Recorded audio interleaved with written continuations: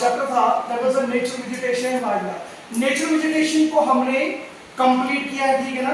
अब आज wild life की बारी आ गई है।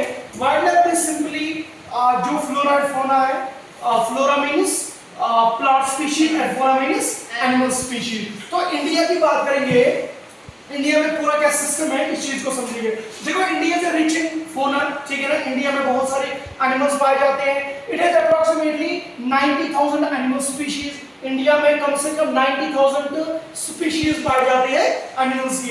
India is about 2,000 species of birds. India में 2,000 स्पीशीज, अलग अलग स्पीशीज के बर्ड्स पाए जाते हैं। इसके अलावा they constitute 13% of world total. मतलब कि अगर दुनिया में 100% बर्ड्स है, उसमें से 13% कहां पे है? इंडिया में। उसका 13% कहां पे है? इंडिया में है। उसके साथ साथ there are 2546 species of fish, ठीक है ना। मतलब ये अलग अलग, ये इतनी फिशेस नहीं है, ये वैरायटीज है, स्पीशीज है। 2546 स्पीशीज ऑफ फिशेस पाए। इसके अलावा India also shares 5 to 8% of world's amphibians, reptiles and mammals, right. India में कम से कम 5 से लेके 8% तक जो एम्फीबियंस है, रेप्टाइल्स है, मैमल्स है, मतलब जो टेरेस्ट्रियल है, एक्वाटिक एनिमल्स है, वो कहां पे पाए जाते हैं? इंडिया में पाए जाते हैं। इसके अलावा एलिफेंट्स की अगर हम बात करेंगे, ये सबसे बड़ा एनिमल पाया जाता है, मैजेस्टिक एनिमल्स है अमंग द मैमल्स, मैमल्स में सबसे बड़ा है। इसके अलावा it is found in hot wet forest, right. Hot wet forest of Assam हो गया, कर्नाटका हो गया है, केरला हो गया, राइट। वन हॉर्न रेनिसोर्स की अगर हम बात करेंगे, ये एक और टाइप ऑफ एनिमल्स है, right, which live in the swampy and marshy lands of Assam and West Bengal, ठीक है। So this is the data in front of you, जो आपके बुक में भी है, not as tough to remember, बहुत इजी है। इसके अलावा India is only the country in the world, दुनिया में इंडिया जो है, it is only the country in the world that has both tigers and Lions, ठीक है।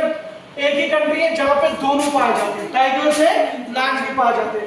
नेचुरल हैबिटेट्स, आप लायन की अगर बात करेंगे, हैबिटेट होता है living place of A organism. हम देखेंगे, अगर हम देखेंगे टाइगर कहां पे इंडिया में पाया जाता है, it is found in the Gir forest of Gujarat, right. So tiger जो है, it is found in the forest of Madhya Pradesh and Sundarban delta West Bengal, ठीक है।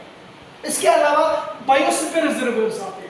ये क्या है? Are the area that protect large natural habitat along with human communities that live in there, ठीक है ना।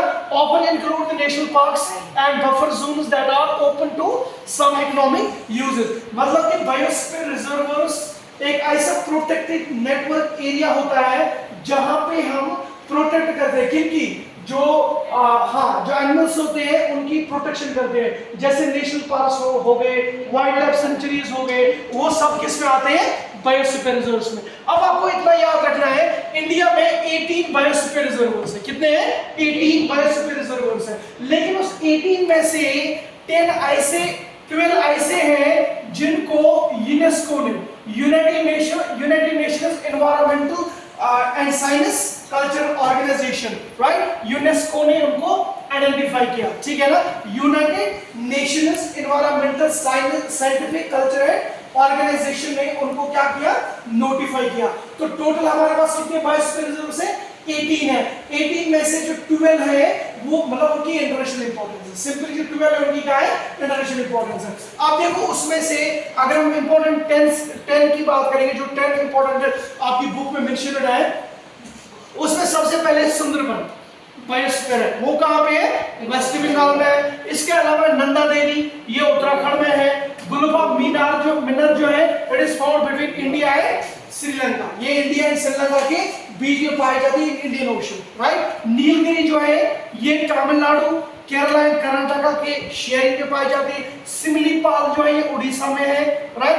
मानस जो है, ये कहां पे है? आसाम में है। इसके साथ साथ एक है कोल्ड डेजर्ट, जो कहां पे है? हिमाचल प्रदेश में है। These are very important 10 biosphere reserves of the India, right? So simply this is data in front of you. You can take a photo, right? Not as tough to understand this thing. Very easy to understand. and I hope that you don't have any kind of doubt. ठीक है, चलो Thank you, sir.